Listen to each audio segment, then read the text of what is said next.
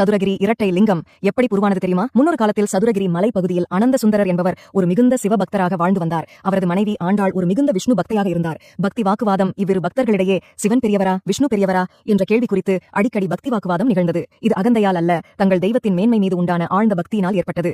இந்த சந்தேகத்திற்கு இறைவனிடமிருந்து நேரடியான விடை பெற அனந்த சுந்தரரும் ஆண்டாளும் சதுரகிரி மலைக்கு வந்து கடும் தவம் புரிந்தனர். அவர்களின் தூய பக்தியைக் கண்டு கருணை கடலான இறைவன் உலகிற்கு ஒரு பேருண்மையை உணர்த்த விரும்பினார். சிவபெருமான் சுந்தரருக்கு காட்சி கொடுத்தார். சிவபெருமான் அவரிடம் என்ன வரம் வேண்டும் என்று கேட்டார். ஐயனே, உங்கள் தரிசனம் ஒன்றே போதும் என்று கூறி தன் மனைவியும் சிவபெருமானிடம் அழைத்து வந்தார். தனக்கு சிவபெருமான் காட்சி அளித்ததை காட்டினார். ஆண்டாளோ மன்னிக்கணும் ஐயனே, நான் விஷ்ணுவை பார்க்க தவம் புரிந்தேன், உங்களை அல்ல என கூறி நகன்றாள். அச்சமயம் சிவபெருமான் விஷ்ணு உருவத்தில் காட்சி கொடுத்தார். அரியும் சிவனும் ஒன்று. அதன்படி சிவபெருமானும் விஷ்ணுவும் ஒரே தலத்தில் ஒரே நேரத்தில் பக்கத்தில் சுயம்புவாக தோன்றினர். தனித்தனி உருவங்களாக அல்லாமல் இரண்டு லிங்க திருமேனிகளாக இறைவன் அருள் பாலித்தார். இந்த தலம் சங்கர நாராயணர் தத்துவத்தை உலகிற்கு உணர்த்தும் தலமாக விளங்குகிறது. இந்த அருட்காட்சியை கண்ட அனந்த சுந்தரரும் ஆண்டாளும் தங்கள் பக்தி வாக்குவாதத்தை விட்டு அகந்தையை நீக்கி ஒருவரின் பக்தியை ஒருவர் மதித்து சிவவிஷ்ணு பேதமில்லை என்பதை உணர்ந்து இறைவனுக்கு சரணடைந்தனர். திருச்சிற்றம்பலம்.